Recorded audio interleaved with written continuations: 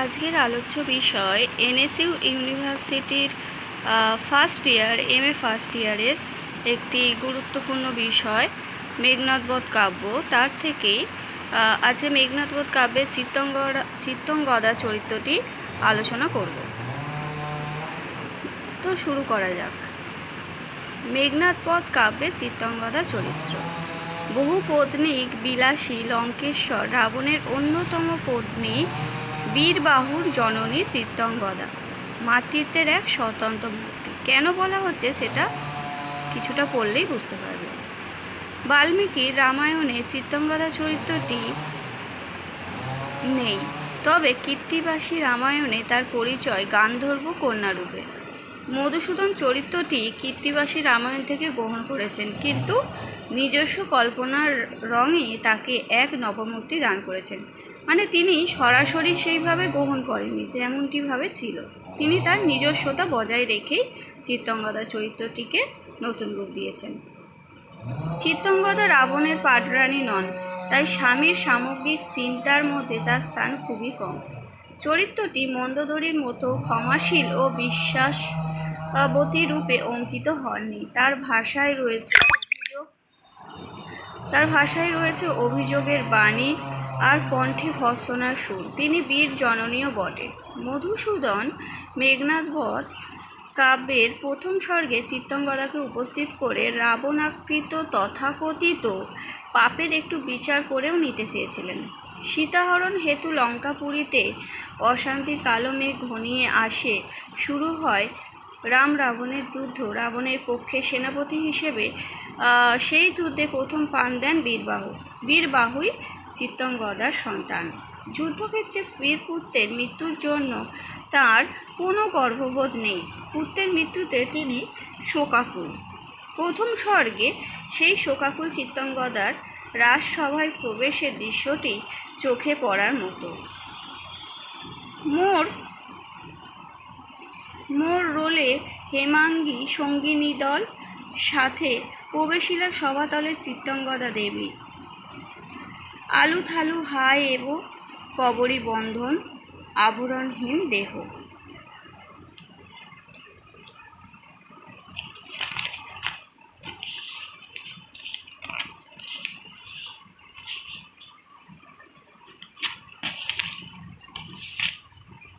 বীরবাহু শোকে বিবশা রাজমহিষী বিহঙ্গিনী যথা যবে গাছে কাল ফণি কুলায়ে পশিয়া সারেকে শোকের ঝড় বহিল সবাতে। বীরবাহুর মৃত্যুতে লঙ্কার রাজসভা শোকাস্তব্ধ, রাবণও মর্মাহত। চিত্তঙ্গদা এই পরিবেশে সভাতে উপস্থিত হয়ে রাক্ষস রাজাকে প্রশ্ন করেছেন, চেয়েছেন কৈফিয়ত। একটি রতন মোড়ে দিয়েছিল বিধি কৃপাময়, দিনও আমি ধুয়েছিলু তারে রক্ষা হেতু তব কাছে। কহ কোথা তুমি রেখেছ তাহারে লঙ্কানাথ, কোথা মন অমূল্য রতন। রাজা ধর্ম দরিদ্রের সম্পদ রক্ষা। চিত্তঙ্গদা জানেন রাবণের মহিষী হলেও তিনি রাজমহিষী হিসাবে স্বীকৃতি নন। সেদিক থেকে তিনি দরিদ্র। একমাত্র পুত্রকে আশ্রয় করে তিনি বেঁচে থাকতে চেয়েছেন। স্বামীর জন্য যুদ্ধ করতে গিয়ে তার পুত্রের মৃত্যু হয়েছে এই জন্য স্বামীকে তিনি ক্ষমা করতে রাজি নন। আসলে চিত্তঙ্গদার মধ্যে স্বামী স্ত্রীর অচ্ছেদ্য বন্ধনের সম্পর্কটি নেই। তিনি নিজেকে রাবণের স্বতন্ত্র সত্তা হিসাবে দেখেন এবং ভাবেন। তাই তিনি পুত্রের মৃত্যুর জন্য স্বামীকে দোষারোপ করতে বিন্দুমাত্র কুণ্ঠিত হন না। রাবণ অবশ্য তাকে বীর পুত্রধাত্রী বলে গৌরবের আসনে অধিষ্ঠিত করতে চেয়েছেন। একথাও বলেন যে, এক পুত্র শোকে তুমি আকুল ললনে, শতপুত্র শোকে বুক আমার ফাটিছে দিবানিশি।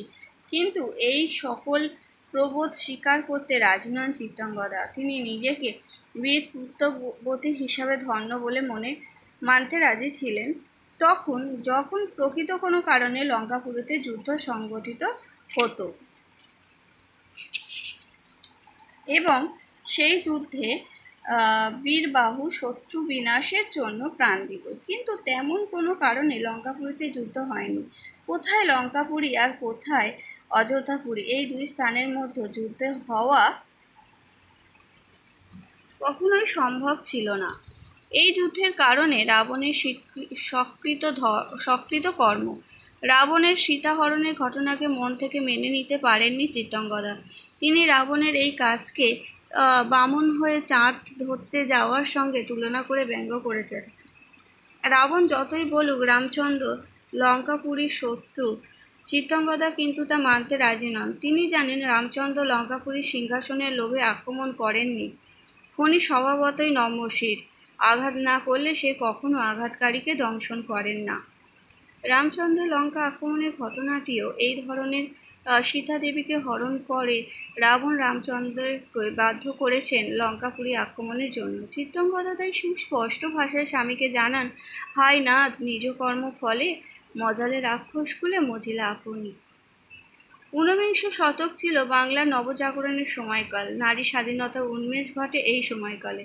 মধুসূদন সাহিত্যে নবজাগরণ এর অন্যতম অগ্রদূত হিসাবে পরিচিত। চিত্রাঙ্গদার চরিত্রটির মধ্য দিয়ে তিনি তার নারী স্বাধীনতা সম্পর্কিত মনোভাবটিকে প্রকাশ করতে চেয়েছেন। না হলে স্বামীর কাজের জন্য এরূপ স্পষ্ট দোষারোপ সে সময়কালের প্রেক্ষাপটে কিছুটা অসম্ভব কল্পনা। সুতরাং চরিত্রটিকে আমরা নারী স্বাধীনতার প্রতীক রূপে চিহ্নিত করতে পারি। চিত্রাঙ্গদা রাবণের বহু পত্নীর মধ্যে একজন। তিনি রাবণের পত্নী ছিলেন বটে, কিন্তু তার প্রেয়সী ছিলেন বলে মনে হয় না। রাবণের প্রতি মন্দোদরীর যে সহমর্মিতা দেখা যায়, সেই সহমর্মিতা চিত্রাঙ্গদার মধ্যে অনুপস্থিত।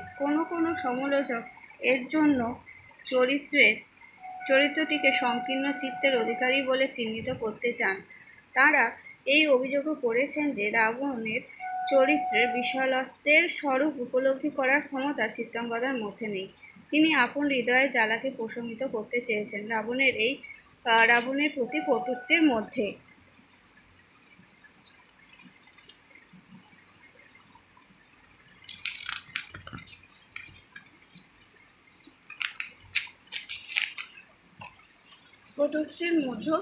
দিয়ে কিন্তু মনে হয় না এই সব অভিযোগ যথার্থ। একজন নারী হিসাবে আপন চিন্তার স্বাধীনতার এবং তা প্রকাশের অধিকার চিত্রাঙ্গদার রয়েছে।